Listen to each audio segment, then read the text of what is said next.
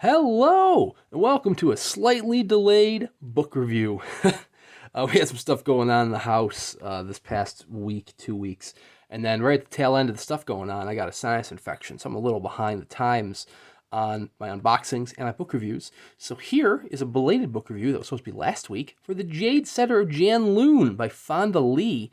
A short little novella, almost like a longer short story, very short novella, that brings us back into the Greenbone saga.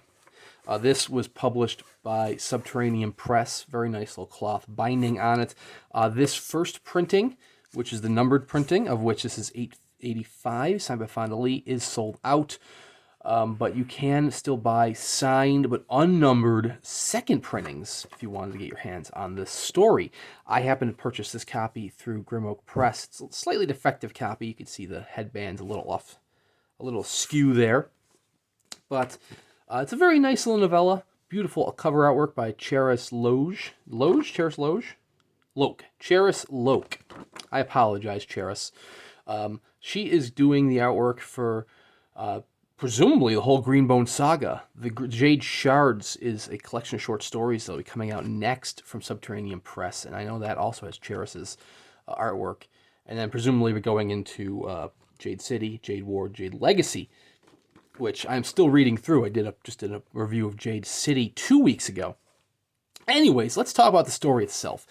The Jade Setter of Janloon is actually the story of the Jade Setter's apprentice, Pullo. He works under Isin, the Jade Setter, who is very famous for his work in the city of Janloon. If you haven't read Jade City, I would recommend checking out Jade City, and then the whole trilogy, although I'm still working my way through the trilogy. This takes place in a fantasy world in which there is bioenergetic jade. It's, like actual jade in the real world, except it gives you powers, enhanced abilities, enhanced strength, perception, the ability to steal yourself. And so there are a select few who can handle the jade elegantly, with enough training, which are the Greenbones. And when jade is acquired through either families passing it down or through duels, such as the duel that starts off the novella, the owners of this new jade need to get it set, and so they go to Isin to set the jade for them. That way it can be turned into various jewelry. Gaunt Ash here has jade set through his bracers. Hilo on the cover here has jade actually embedded into his skin. It gets worked into jewelry. And so Pullo is the apprentice for Isin, who is, they're part of a clan that has a sense of neutrality. There are two faction clans that control most of Janloon, the Mountain and the No Peak. But the clan that Isin and Pullo belong to have a sense of neutrality so that they can work with both clans to set their jade. Anyways, the story itself follows Pullo, and it's almost like a mystery story. The Jade Setter's shop is bestowed with a job to repair a very, very famous blade, a moon blade, kind of pictured here, or in the inside of the dust jacket, by moon blade by one of the leaders, the pillar of the Mountain Clan. And the blade goes missing. There's a break-in at the shop, which means bad news for Isin and his whole shop. It's going to be a lot of disrespect brought upon the clan, brought upon his shop. His shop might be closed down, and they might be killed by the Mountain, the clan, if they can't find this blade and recover this blade. So it's up to Pullo to recover this blade and also try to free or try to prove the innocence of the love of his life, the woman he has hots for, who is framed, Mala, who is framed for the crime. And it's a very short tale that takes you through a little bit of the city, but from the perspective of a character such as Pullo. I have just finished Jade War. I'll be doing a review for that next week. And Jade City and Jade War are always through the point of view of like the Call family or major characters such as that. So it's nice to see a point of view of Janloon from somebody who's actually down on the streets.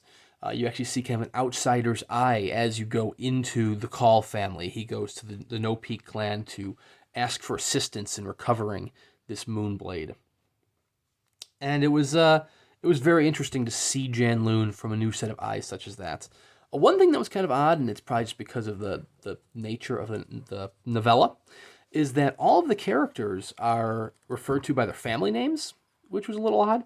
So they have kind of a traditional East Asian structure where they kind of go last name first, then familiar name or personal name last. So like in the major family within the main trilogy, you have the Call family. So you have Call Hilo, Hilo being the main character. Hilo is his first name.